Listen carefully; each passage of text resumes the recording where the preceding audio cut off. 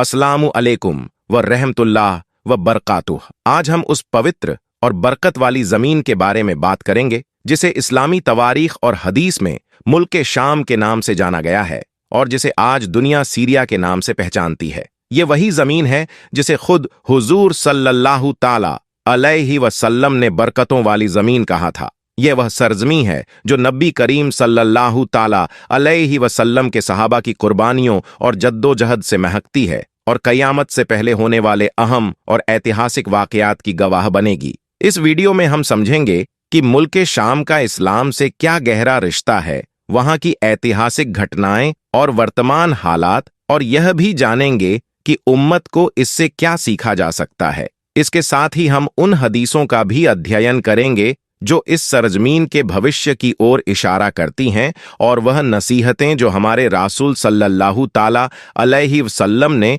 मुल्क शाम के बारे में दी हैं। इंशाअल्लाह इस वीडियो के माध्यम से आप भी इस पाक सरजमीन की अहमियत और उसके बारे में गहरे विचार करेंगे। तो आइए इस रूहानी सफर का आगाज करते हैं। आज हम उस सरजमीन की बात करेंगे जिसे इस्लामिक इतिहास और हदीस में मुल्क शाम कहा गया है और जिसे आज सीरिया के नाम से जाना जाता है। यह वही इलाका है जिसे अल्लाह के रसूल सल्लल्लाहु ताला अलैहि वसल्लम ने बरकतों वाली जमीन कहा था। यह जमीन नबी करीम सल्लल्लाहु ताला अलैहि वसल्लम के सहाबा की कुर्बानियों से महकती है और कयामत से पहले के अहम वाकयात की गवाह बनेगी। प्यारे दोस्तों, इस वीडियो में हम जानेंगे कि सीरिया यानी मुल्क शाम का इस्लाम से क्या रिश्ता है, उधर पेश आने वाली और आ चुकी ऐतिहासिक घटनाएं जो इस्लाम से जुड़ी हुई हैं, वहां के मौजूदा हालात, और यह कि उम्मत मुस्लिमा को इससे क्या सीखने वाले सबक हैं। साथ ही हम यह भी जानेंगे कि वह हदीस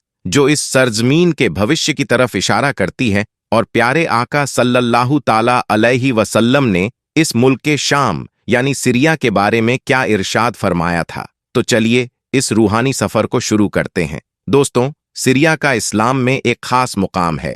इसे कुरान और हदीस में कई इसका बार जिक्र किया गया है। कुरान में सूर बनी इज़राइल और सूर सबा में शाम की सरजमीन को मुबारक कहा गया है। अल्लाह तबारक व ताला फरमाता है, हमने उसे और उसके आसपास की सरजमीन को बरकत दी।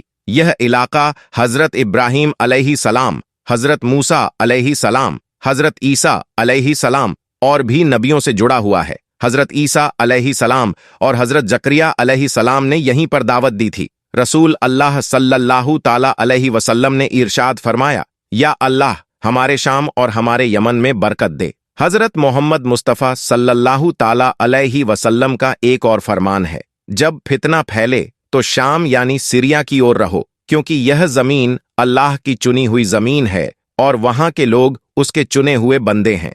प्यारे दोस्तों, मुल्क शाम से जुड़े कुछ ऐसे वाकयात हैं जो कयामत से पहले होने वाले हैं, जैसे कि दमिश्क के सफेद मीनार के पास हजरत ईसा अलैहि सलाम का उतरना, दज्जाल का खात्मा और गजवा ए हिंद का आगाज भी इसी इलाके से होगा। आखिरी दौर में मुसलमानों का सबसे मजबूत गढ़ शाम की सरजमीन होगी। प्यारे दोस्तों, सहाबा ए कराम की बड़ी तादाद ने शाम की सरजमीन पर इस्लाम के लिए अपनी जानें कुर्बान की। हजरत अब्बू उबैद बिन जर्राह रजी अल्लाह ताला अन्हो, खालिद बिन वलीद रजी अल्लाह ताला अन्हो जैसे बहादुर योद्धाओं की कब्रें यहीं पर हैं। शाम की सरजमीन का इतिहास हमें इस्लामी संघर्षों और फतह की याद दिलाता है। हजरत उमर फारूक रजी अल्लाह ताला अन्हो के खलीफा बनने के दौरान यह इलाका फतह हुआ। हजरत खालिद बिन वलीद ने दमिश्क को इस्लाम के तहत लाने में अहम भूमिका निभाई। बनु उमैया के दौर में दमिश्क इस्लामिक सल्तनत की राजधानी बना। यह समय इस्लाम की तरक्की और ताकत का प्रतीक था। सलाहुद्दीन अयूबी ने यहीं से क्रूसेडर्स को हराया और यरूशलम को आजाद करवाया। यह इलाका 400 साल तक उस्मानिया सल्तनत का हिस्सा रहा और तब इसे शांति और तरक्की का दौर देखने को मिला। लेकिन इस्लामी एकता के खत्म होते ही यह इलाका दुश्मनों का शिकार बन गया। यही वजह है कि आप लोग देखेंगे कि ज्यादातर ऐतिहासिक किताबों में और खास तौर पर मुसलमानों की ऐतिहासिक किताबों में जब भी मुल्क शाम यानी सीरिया की बात की जाती है तो उसका मतलब और उससे मुराद सिर्फ वही एरिया नहीं होता है जो आज के दौर में सीरिया कहलाता है, बल्कि उस सारे एरिया के बारे में बात की जा रही होती है जो आज के दौर में लेबनान, फिलिस्तीन और जॉर्डन कहलाता है। क्योंकि किसी दौर में इस सारे इलाके को मुल्क शाम कहा जाता था। सबसे पहले अगर बात करें इस्लाम के हिसाब से, कयामत की बहुत सारी निशानियां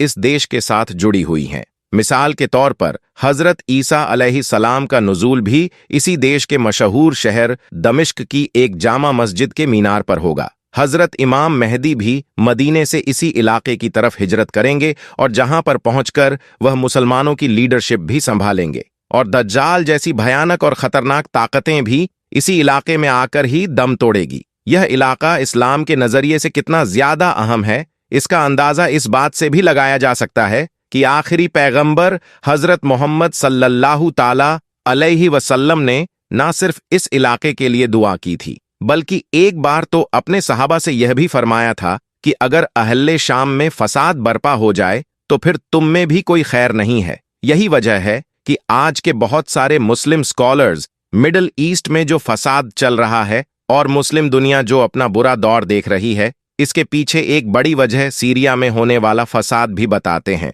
दोस्तों, अगर मौजूदा हालात के बारे में बात करें तो समझने के लिए हमें सीरिया के पिछले 100 सालों पर नजर डालनी होगी। 1918 में प्रथम विश्व युद्ध के बाद फ्रांस ने सीरिया पर कब्जा कर लिया। इस्लामिक एकता खत्म होते ही बाहरी ताकतों ने इस इलाके को तोड़ने की कोशिश की। 2011 में सिविल वॉर का आगाज हुआ। अरब स्प्रिंग के दौरान सीरिया में सरकार विरोधी प्रदर्शन शुरू हुए।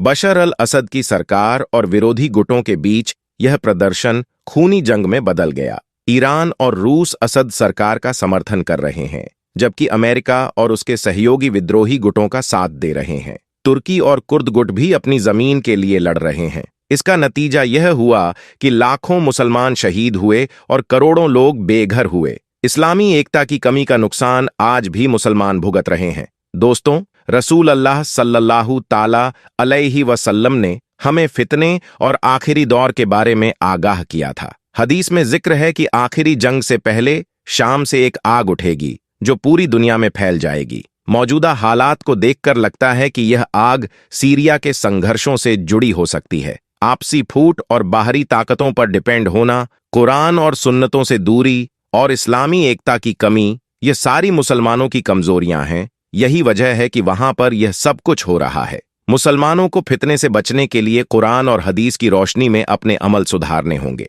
दोस्तों, अगर यह वीडियो आपको पसंद आई है तो इसे शेयर करें, अपने दोस्तों को भेजें और अपने कमेंट्स जरूर लिखें। अगली बार मिलेंगे, तब तक के लिए अस्सलाम वालेकुम, अल्लाह हाफिज।